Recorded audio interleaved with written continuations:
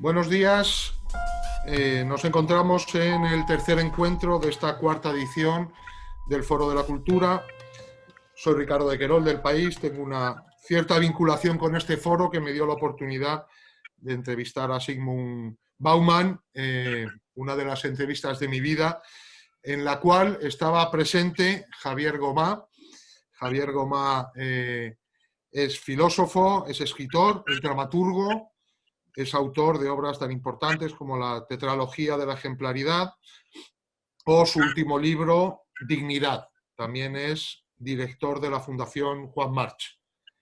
Y en cuanto a personas sabias, ya que hemos citado a Bauman y tenemos a Javier Gomá, por supuesto tenemos que referirnos a Saskia Sassen. Ella es socióloga, una de las más importantes del mundo, escritora, profesora.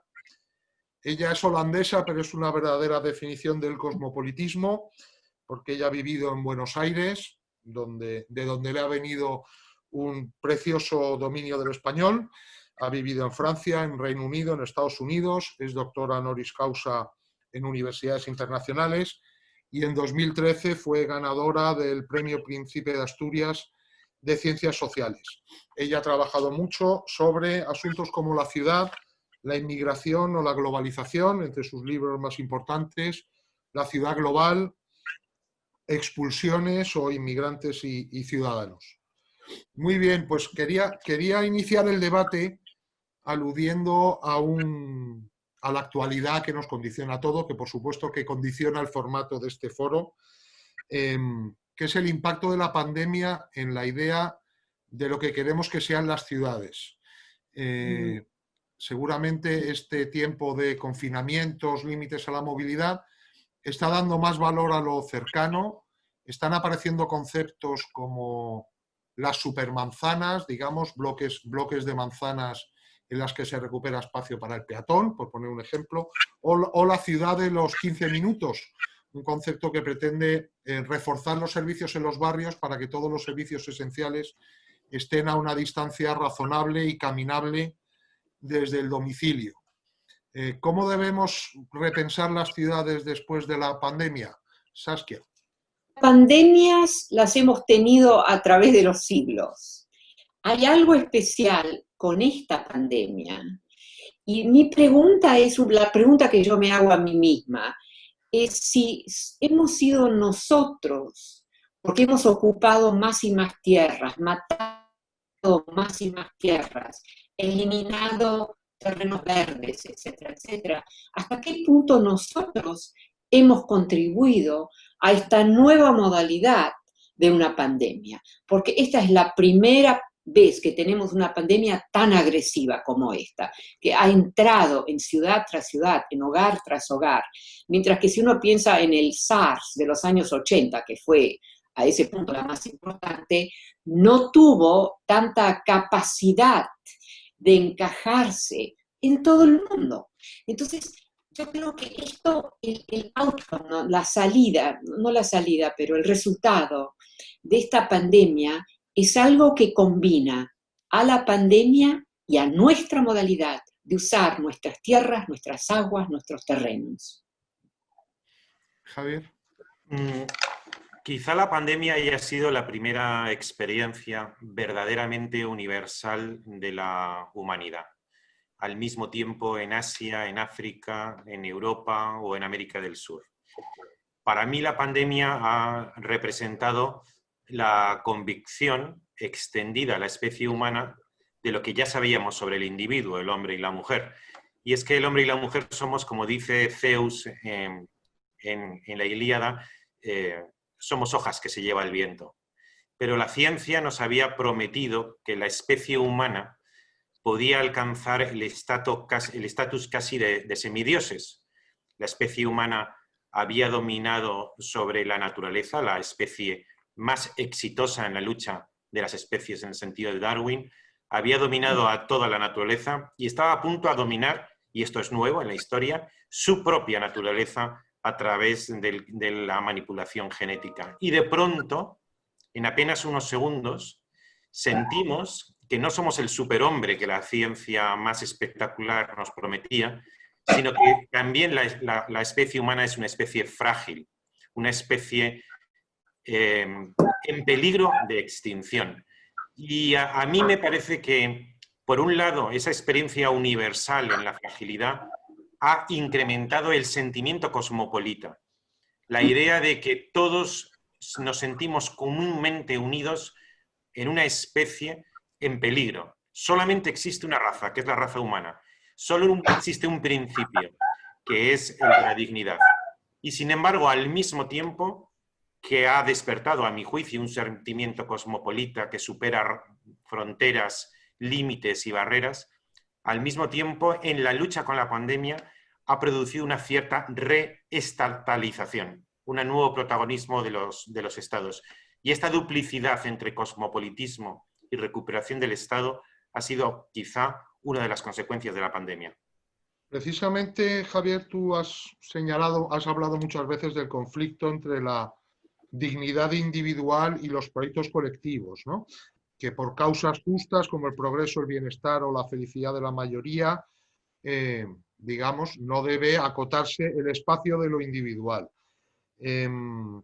Esto choca con este concepto del procomún, de la ciudad colaborativa. ¿Cuál es tu visión? Mira, me gustaría referirme al gran presupuesto de todos los siglos, desde la antigüedad hasta el siglo XVIII, que enuncia Aristóteles al principio de la política. El ciudadano particular debe ceder al interés general de la polis. Es decir, el interés particular debe subordinarse al interés general de la polis. Y de pronto, en el siglo XVIII, en nombre de la dignidad, una palabra que se había utilizado coloquialmente antes, pero que adquiere un protagonismo en la modernidad como nunca antes, esa ecuación interés particular cede ante el interés general, añade un nuevo elemento que representa una enorme revolución. El interés particular cede al interés general, pero por primera vez en la historia, el interés general cede ante la dignidad individual. Y esto hace nacer el delicado equilibrio de la democracia moderna. Las democracias modernas representan el interés general de la mayoría, que es el principio democrático, pero tenemos que combinar el interés democrático de la mayoría con el respeto a la dignidad individual, que se presenta, como tú muy bien dices, Ricardo, desde el punto de vista de la mayoría, que siempre tiene el riesgo de la tiranía de la mayoría, como le reprocharon los críticos a Rousseau, que se presenta muchas veces como estorbo. La dignidad individual es lo que estorba. La dignidad individual es lo que se resiste. Incluso se resiste al interés general, se resiste a la mayoría, se resiste a la felicidad del mayor grupo, se resiste al progreso. Así que yo no pondría, Ricardo, una oposición insuperable entre lo procomún y entre la dignidad individual, sino dos polos en una tensión creadora. Tenemos que favorecer, de acuerdo con el principio mayoritario, el interés general de la mayoría, la voluntad general, en nombre de Rousseau, pero siempre, y esto es lo propiamente liberal de las democracias contemporáneas, con respeto de la dignidad individual, porque si se impone la mayoría atropellando a la dignidad individual, podemos tener democracia, pero será una democracia iliberal, contra la libertad. Saskia, usted ha analizado muy a fondo la situación en las ciudades, digamos, sobre todo de Occidente. Una de las cosas que dice es que donde había antes clases medias modestas, hoy se ven espacios de lujo, todo bello y muy caro, desplazando a los humildes. Esto es lo que algunos han llamado la gentrificación, ¿no? Las grandes urbes afrontan grandes desafíos en un momento en el que concentran la cifra de población más elevada de la historia. ¿Qué margen tienen las autoridades locales, los alcaldes y la ciudadanía para afrontar este escenario? Bueno, eso varía un poco dependiendo del tipo de ciudad, el tipo de gobierno. Entonces yo estoy ahora pensando, por ejemplo, en Estados Unidos, ¿no es cierto? Y por ahí un poco también en América Latina. Pero no me permitiría hacer la observación sobre vuestra vuestro país, ¿no es cierto? Pero entonces yo lo que veo es, número uno, ciertas transformaciones, por ejemplo, lo vemos en las altas finanzas, ¿no es cierto?, que tiene que ver con una expandida capacidad de hacer funcionar para su ventaja toda una serie de condiciones donde antes no podían ni siquiera entrar. Entonces, la matemática algorítmica ha permitido transformar a un edificio, a toda una serie de condiciones, en algo que se puede manipular, pero no digo manipular en un sentido necesariamente negativo, ¿no? Pero se puede transformar en toda una serie de ventajas que se acumulan y que significan ganancias muy importantes. Eso es lo que ha cambiado mucho en nuestras ciudades, y eso empieza, una historia que empieza, a mi manera de ver, hace 30 años, pero realmente se lanza en los últimos 10, 15 años. Y una pregunta que yo tendría para ustedes es si ustedes también ven esto en vuestras grandes ciudades, ¿no? No sé, las ciudades chiquitas ya es otra historia, pero en otras palabras, la capacidad de un sector, especialmente el sector financiero, pero hay otros sectores también, pero del sector financiero, que tiene además instrumentos extraordinarios que les permiten transformar lo que puede ser una montaña de porotos. ¿Porotos es una palabra eso? ¿Porotos? De algo así, de lo cotidiano, ¿no es cierto? Puede transformarlo en un asset que tiene que ver con demandas en otras partes del mundo. O sea, esto significa que la ciudad, número uno, se vuelve un espacio operacional de enorme interés a ciertos tipos de empresas, no a todos, pero a ciertos. Número dos, un nivel de abstracción en esa capacidad, que significa que el ciudadano típico ni siquiera puede entender lo que está pasando. Entonces, eso para mí también me problematiza mucho, en el sentido que yo creo que la ciudadanía tiene el derecho a por lo menos tener una cierta capacidad de entender, no van a entender todo, pero transformar a una X, lo que fuera la X, que puede ser una cosa del cotidiano, una cosa conocida, etcétera, etcétera, puede también ser una cosa abstracta, pero digamos, no importa que sea, puede ser porotos, y lo transforman en una abstracción que funciona bien en los mercados, eso es problemático y la gente en general ni siquiera lo puede ver, pero eso significa que le vamos quitando a la ciudadanía la capacidad de entender, de reconocer, de contestar, o sea,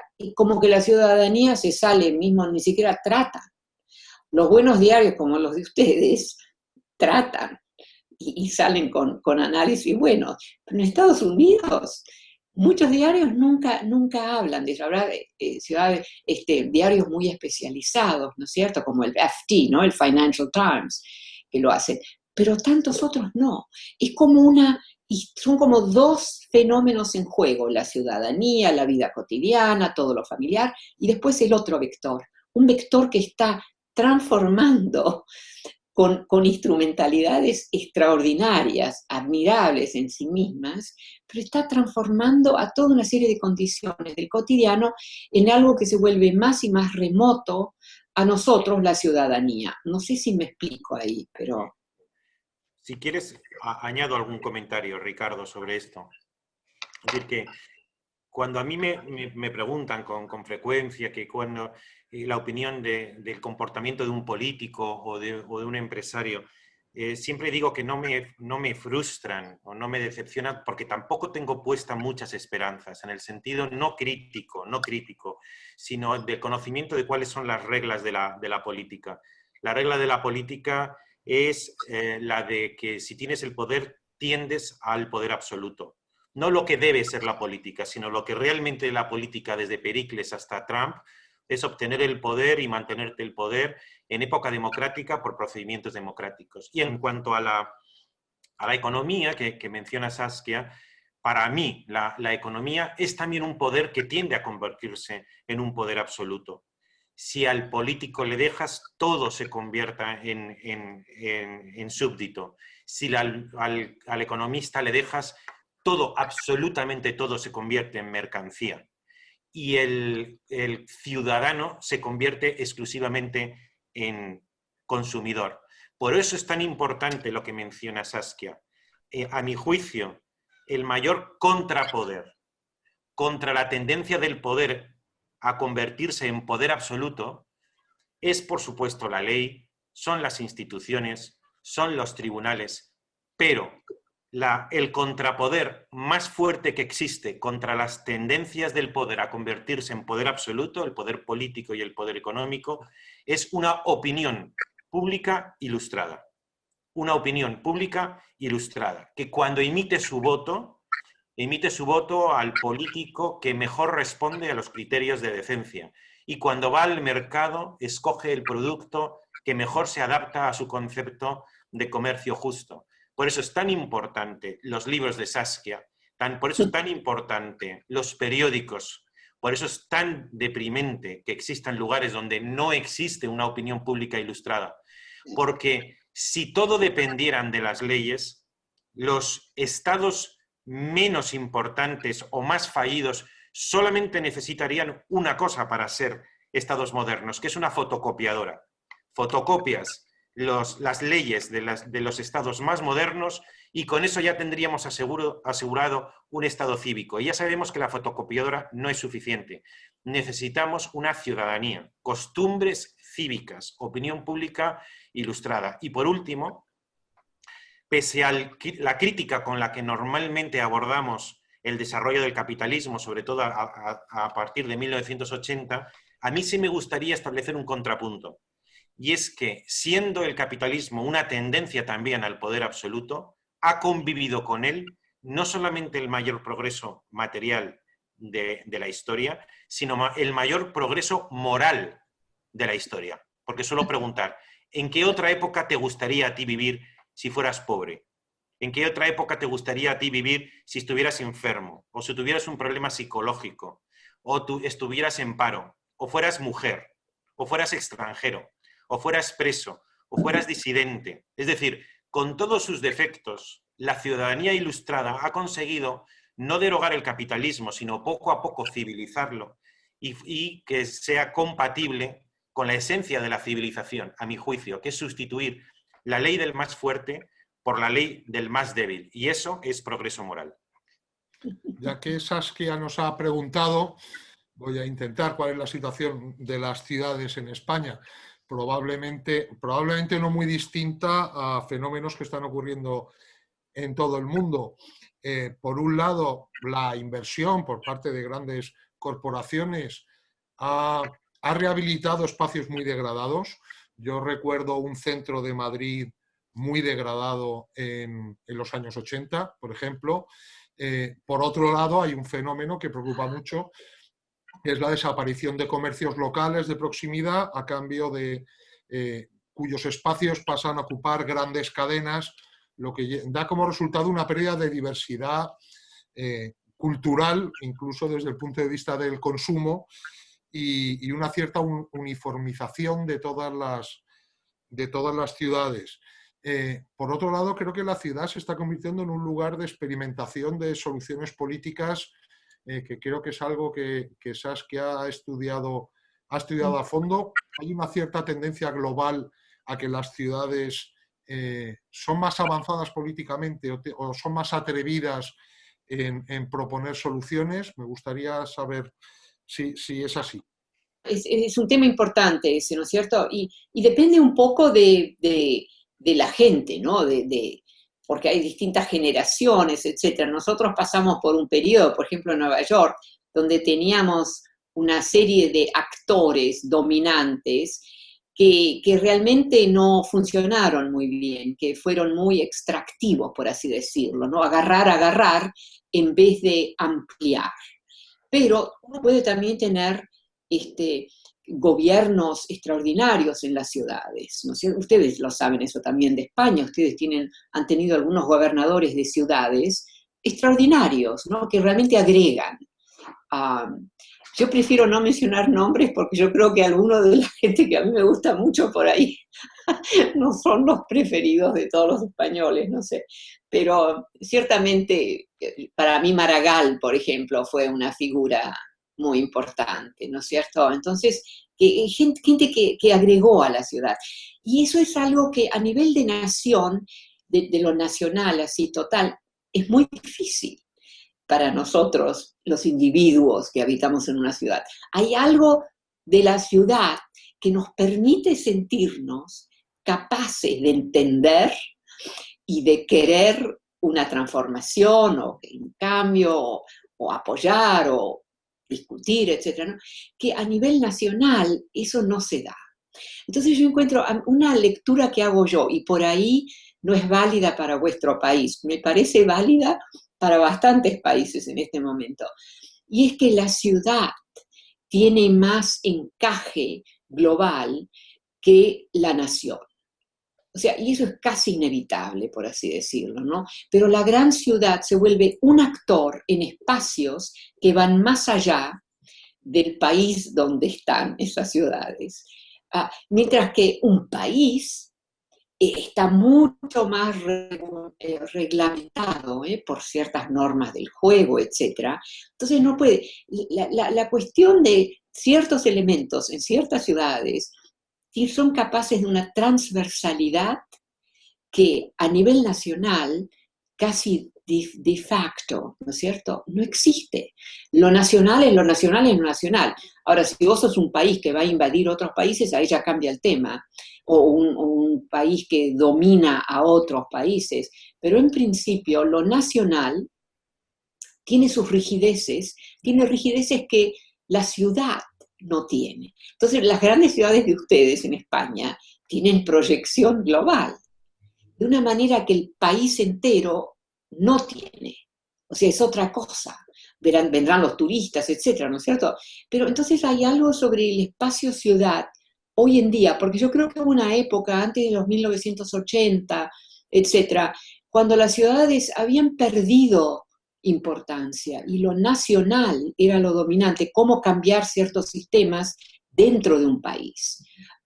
Pero realmente cuando empezamos ¿cómo se dice eso en español? A desregular muchas situaciones económicas, ahí la ciudad se lanza como un actor que se vuelve más visible de lo que había sido, digamos, antes de los 1980 o 1970.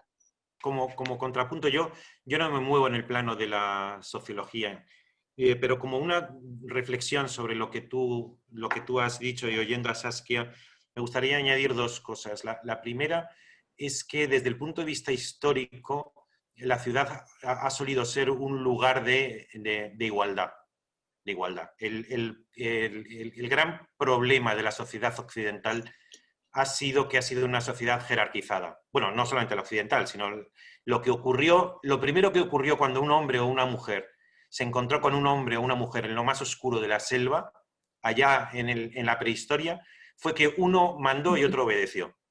Y desde entonces se creó un universo legitimador que era un universo jerárquico, con élites, minorías selectas y mayorías que tenían que obedecer. Lo verdaderamente revolucionario del siglo XIX y XX es que por primera vez se ha podido percibir la profunda verdad, la profunda belleza y la profunda justicia de la igualdad.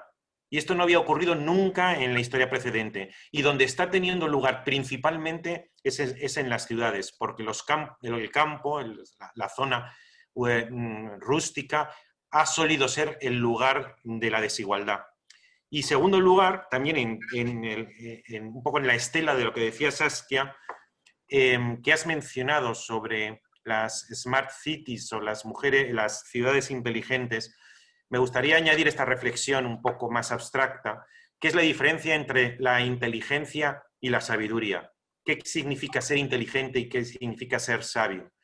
Ser inteligente es tener una habilidad especial para obtener los bienes que me permiten conseguir un fin. La inteligencia es instrumental respecto a un fin. La sabiduría consiste en elegir bien los fines. Si esto lo aplicamos a las ciudades, podríamos hablar de ciudades inteligentes, pero también de ciudades sabias. Ciudades inteligentes son aquellas que saben utilizar los instrumentos, los recursos humanos, económicos, geográficos, culturales, para obtener mayor rentabilidad, buenos profesionales, mucho dinero, mucha prosperidad.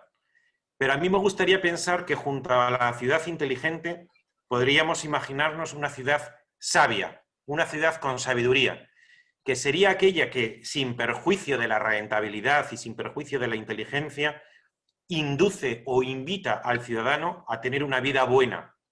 ¿Y qué es una vida buena? Para mí, yo defino al ciudadano como aquel que es consciente de su propia dignidad, que se resiste muchas veces a la rentabilidad. Así que junto a la pregunta de si estamos o no haciendo ciudades inteligentes, me gustaría añadir la ilusión de ciudades sabias. Me has introducido el siguiente asunto que quería hablar, que era el concepto de ciudad inteligente.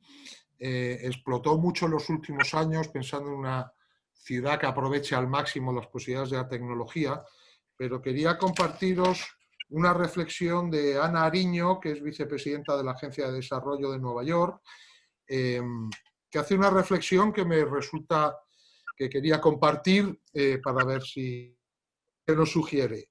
Dice, el término Smart City no me gusta, sugiere la recopilación de datos de los ciudadanos como un fin en sí mismo, evoca al capitalismo de vigilancia. Esto no funciona por varios motivos, la opinión pública no lo acepta y las soluciones que realmente sirven son las que resuelven problemas de la ciudadanía.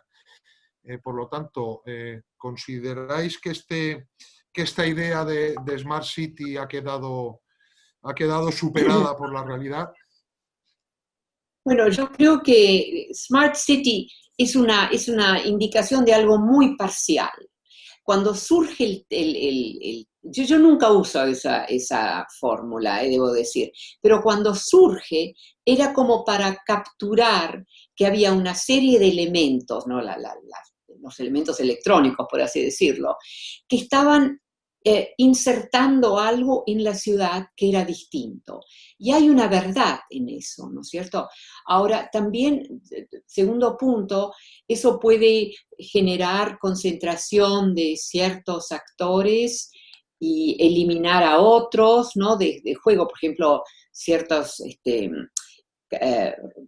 partes de la ciudad que son muy modestas, donde no tenés muchas instrumentalidades, que eso tenemos mucho en Estados Unidos también.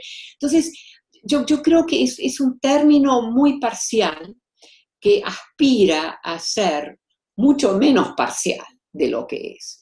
Pero ahora hemos entendido, y eso nos ayuda entonces to swallow hard, ¿no? Como decimos en inglés, que uno se acepta el término, mismo si el término tiene una pretensión que en realidad no viene totalmente justificada, ¿no? La Intelligent City. O sea, si tuviéramos solamente la Intelligent City como ellos lo entienden, nuestras ciudades serían bastante problemáticas, diría yo.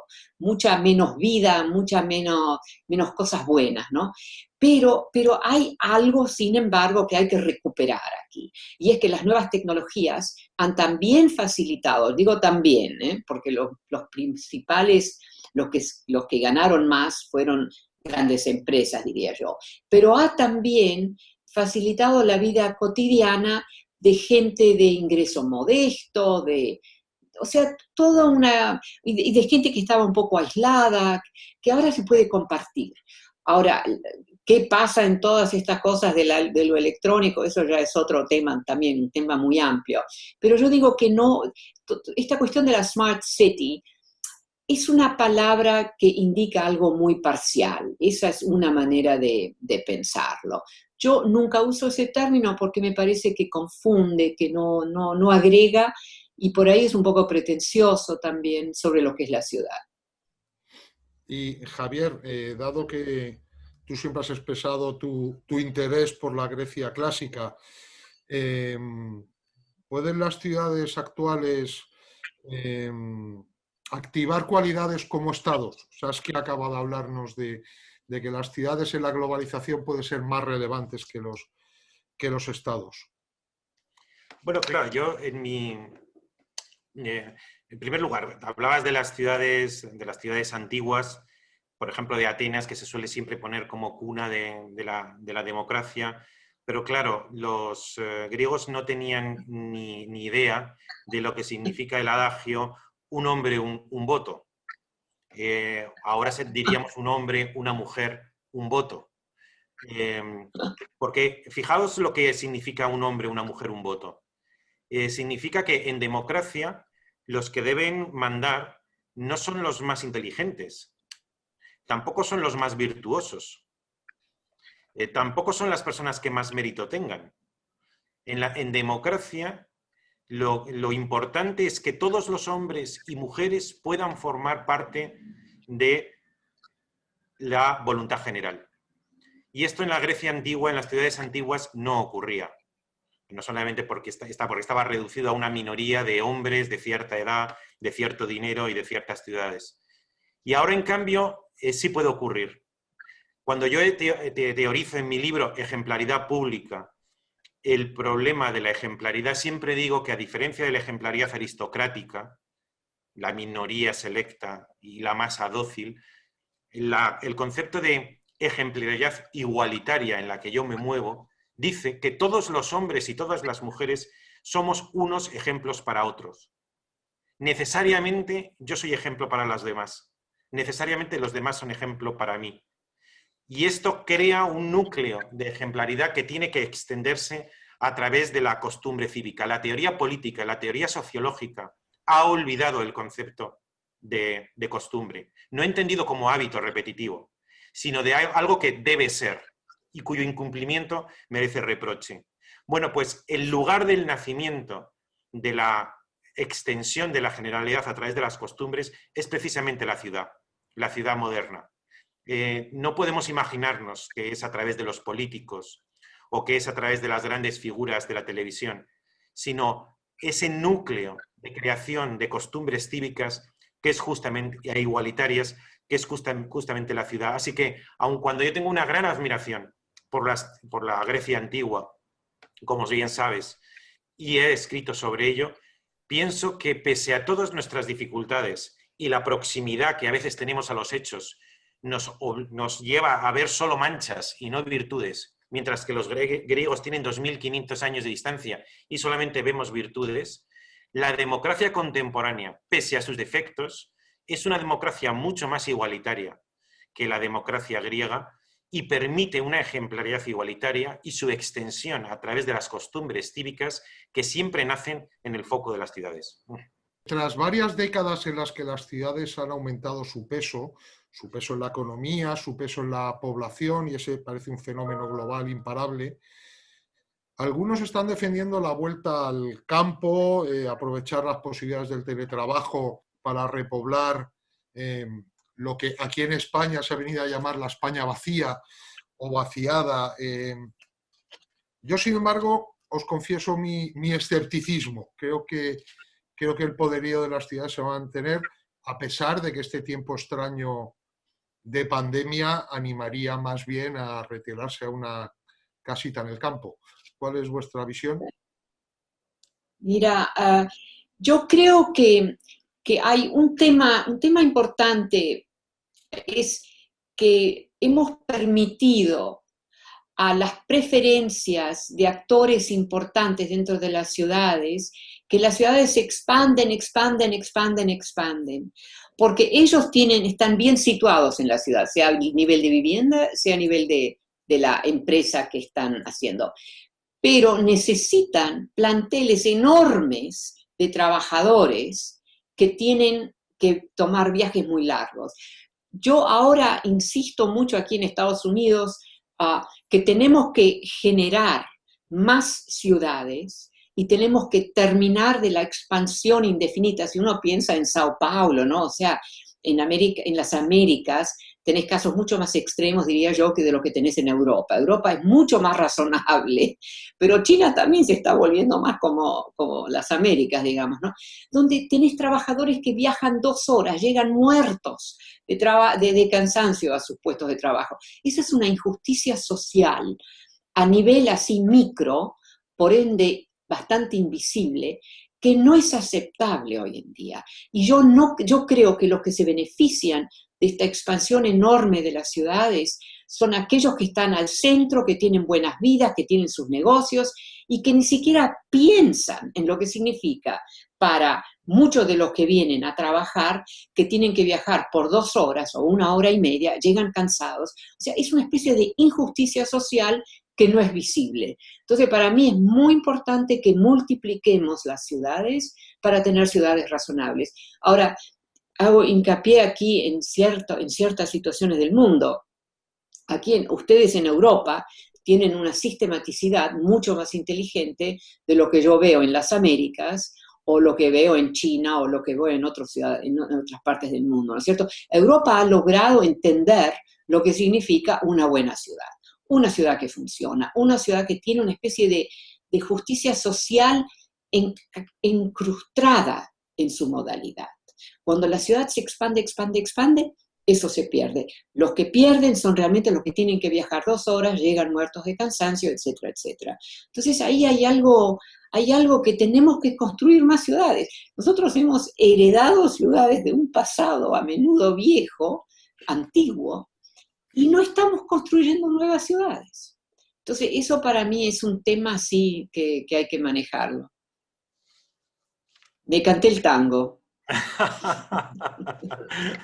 No, yo solamente apunto que en este mundo no hay un ideal sin que a su lado no haya la corrupción del ideal. Como dice Aristóteles, si gobierna uno puede haber un rey o puede haber un tirano. Si gobiernan unos pocos puede haber aristocracia o puede haber oligarquía. Si gobierna muchos puede haber democracia o puede haber demagogia. Así que puede haber ciudades y puede haber megápolis que convierta el ideal en corrupción. Pero las ciudades, si no hablamos de sus corrupciones, sino de su ideal, como dice Saskia, podría ser un lugar de convivencia y de justicia social. Para mí, desde el punto de vista filosófico, la ciudad tiene que ser el lugar de la ciudadanía. Y la ciudadanía es el lugar de la dignidad. Así que deberíamos hacer ciudades que fueran espacios de dignidad. Eso me encanta lo que dijo. Sí. Las ciudades también, por otro lado, son cada vez más diversas, ¿no? Nuestras sociedades son cada vez más complejas, más diversas.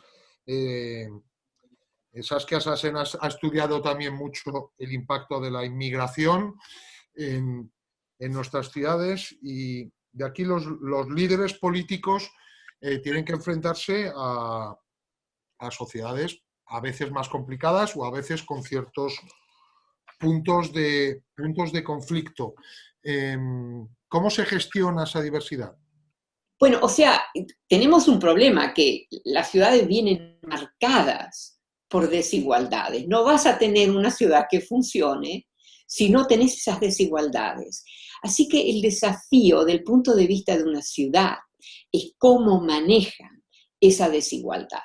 Porque la ciudad en realidad tiene capacidades que un gobierno nacional a nivel de país por ahí no puede ejecutar. Pero en la ciudad se pueden desarrollar opciones. Tengo un ejemplo pequeño que a mí me gusta mucho, que es cuando se lanza toda la ciudad, ¿cómo lo dicen? O sea, todo lo que es los sectores muy avanzados económicos. Por ejemplo, en Estados Unidos, en San Francisco, ellos necesitan suficiente espacio para tener que ir fuera de la ciudad, fuera de San Francisco. ¿Qué hicieron los grandes empresarios ahí? Generaron su propia línea de buses de lujo, para traerse a sus grandes, o sea, toda la inteligencia que viene involucrada en ese tipo de economía, ¿no es cierto? Para que tuvieran unos buses bellísimos donde podían desayunar, etcétera, mientras que los llevaban a un campo, digamos, donde había lugar para tener una construcción enorme, una gran empresa, ¿no sé? Entonces vos ves ahí, es una Eso fue un efecto lujo, digamos, pero funcionó extraordinariamente bien. Entonces, la ciudad debería tener la capacidad de hacer eso también para gente más modesta, pero el punto principal que quiero lanzar es que tenemos que terminar de expander nuestras grandes ciudades. Eso no es contra la justicia social, digamos, porque sufren demasiado los pobres, los desventajados. Eso me parece... No. Pero ustedes en España también, en Europa en general, tienen muchas pequeñas ciudades que funcionan. Eso en Estados Unidos ya es más difícil, diría yo. Ricardo, yo utilizaría el concepto de complejidad y de diversidad que tú has mencionado. Si me permites un poco la ironía, la complejidad como salvación del mundo. ¿Por qué? Porque ¿cuántas veces nos hemos acostumbrado a oír desde el punto de vista de teorías neomarxistas y luego combinadas con las teorías posmodernas, la teoría de la conspiración, fuertemente ideológica? Existe una gran mayoría de personas sanas, el pueblo, la gente, y luego existe una oligarquía malvada y perversa que se junta en una ciudad, quizá en Davos, para organizar el mundo entero. Y esa teoría de la conspiración de raíz ideológica simplemente no es verdad. Y no es verdad precisamente por la complejidad y por la diversidad. Los poderosos no se ponen de acuerdo. No se ponen ni pueden ponerse nunca de acuerdo. Entonces, ¿quién gobierna el mundo, Ricardo? Pues no gobierna nadie el mundo. Ahí es como yo mi teoría de la chapuza creadora. Eso me gusta. Lo que realmente rige el mundo es una chapuza creadora. Es decir, no hay nadie al mando. Y pese a eso, logramos con muchas dificultades progresar. Lo que ocurre es que mucha gente prefiere que hay unos pocos malvados, pero por lo menos alguien al mando, a admitir la dura realidad. Y es que no hay nadie al mando. Considero brillante esa chapuza creadora. Las ciudades occidentales viven retos y los retos son similares, pero no sé si las soluciones lo pueden ser. Un reto es la calidad democrática, la participación ciudadana, la inclusión, la transparencia, la vivienda. Hemos hablado un poco de vivienda, pero hay un problema agravado, sí, por la gentrificación, de aumento de precios y expulsión de sectores sociales de las ciudades. Hacen falta sistemas de innovación, por supuesto, un gran desafío medioambiental, la movilidad verde, la transición energética. Esto las ciudades van a intercambiar experiencias, son las ciudades el principal foco de avance de esos terrenos. ¿Caben las mismas fórmulas en contextos muy diferentes, Saskia? Sí y no. O sea, hay mucho que se produce, hay muchas condiciones que cada ciudad necesita, que son muy similares, digamos, ¿no es cierto?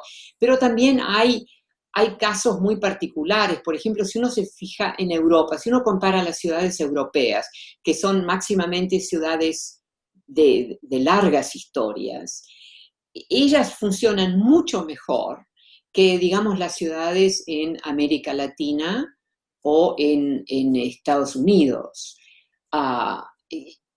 Porque cada pequeña ciudad tiene, en Europa, tiene una especie de centro que le da como importancia a sí misma, no sé, es distinto. En Estados Unidos la pequeña ciudad es algo que casi no vemos nunca, no cuenta mucho.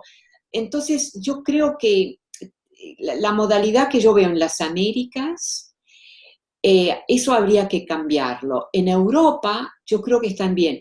China, que es un país donde yo voy mucho, China también está luchando por ser un poco más como Europa, en vez de ser como Estados Unidos, digamos, ¿no? Entonces ahí hay diferencias bien interesantes entre las Américas, que fue un continente donde había muy poca gente, ¿no es cierto? O sea, ustedes conocen esas historias, comparado con ciudades europeas que tienen largas historias y que han sabido cómo permitirle a una ciudad, mismo pequeña, ser ciudad. Eso es un desafío. Eso hoy en día en China, la pequeña ciudad no funciona como la pequeña ciudad en Europa. Y lo mismo para Estados Unidos, no funciona. Es como una cosa un poco así, que nadie le interesa ir ahí. Entonces ahí empieza a cambiar con las nuevas generaciones un poco, y las nuevas tecnologías, etc. Pero yo creo que ahí Europa, que tiene una historia mucho más larga que digamos, Estados Unidos, Europa nos ha mostrado qué es realmente un poco el ideal de la ciudad. O sea, a mí me gusta mucho la ciudad europea, y hay muchísima diversidad, y hay algunas que son enormes, ¿no? Como París, por ejemplo, es enorme como ciudad. Pero yo creo que ahí Europa nos ha mostrado algo, porque es una historia que se genera bajo condiciones tan distintas de lo que son las condiciones bajo las cuales se generan las ciudades, digamos, en las Américas. Porque nosotros vamos como invasores ahí, ¿no es cierto? Entonces ahí hay algo interesante, digamos, de no olvidar. A mí me cuesta a veces hablar el castellano, no sé si se dan cuenta. Que es admirable. Es un castellano excelente y con esa preciosa musicalidad del que se habla en Argentina. Ricardo, si quieres te contesto a esto. Sí. No, es que oyendo a Saskia me reafirmo en mi convicción de que al final no podemos prescindir por la pregunta de cuál es la vida buena. ¿Cuál es la vida buena? ¿En qué consiste una vida buena? Que es el ideal que mencionaba Saskia. Porque los griegos establecieron el ideal griego, los romanos el romano, el medieval, el renacentista, el barroco, el ilustrado, el romántico. ¿Cuál es el ideal de vida buena, de vida cívica en la época democrática de la cultura? Hemos hablado antes de los smart cities. ¿Y qué es? Una acumulación de información y de datos. Hemos hablado del desarrollo de la tecnología. ¿Y qué es la tecnología? Es el aumento de la libertad y del poder. Pero la tecnología, aunque no es ciega, porque responde muchas veces a una ideología, a la hora de usarlo, no nos dice cómo tenemos que usar, no nos da las instrucciones de uso. Un cuchillo lo puedes utilizar para repartir el pan y dárselo a tus hermanos, o lo puedes utilizar para apuñalar a tu hermano. Entonces, nosotros, por mucho que desarrollemos la tecnología, por mucho que desarrollemos los datos, y que IBM ya no vende computadoras, vende programas informáticos que supuestamente que nos convierten en ciudades inteligentes, al final tenemos que preguntarnos para qué queremos el conocimiento, para qué queremos los datos y para qué queremos la tecnología. Y esa es la pregunta por la vida buena, por la vida ciudadana, por la vida digna. Y es por eso por lo que pienso que la filosofía, que tiene por su obligación, como obligación fundamental, enunciar un ideal para su época, no describir cómo son los hechos, sino enunciar cómo debe ser el ideal, tiene pendiente todavía definir qué es la vida buena para la época democrática. Bueno, pues lo bueno de rodearse de personas sabias es que uno aprende mucho. Muy sabios, Saskia Sassen, Javier Gomá, muchas gracias. Nos despedimos ya. Pedimos a todos los que nos están siguiendo que sigan conectados al Foro de la Cultura. Muchísimas gracias a ambos. Me gustaría decir que ha sido un privilegio poder hablar con Saskia en compañía de Ricardo. Para mí, realmente, muchas gracias, realmente un privilegio, sí, gracias. Gracias a todos, seguimos con el Foro de la Cultura. Muchísimas gracias.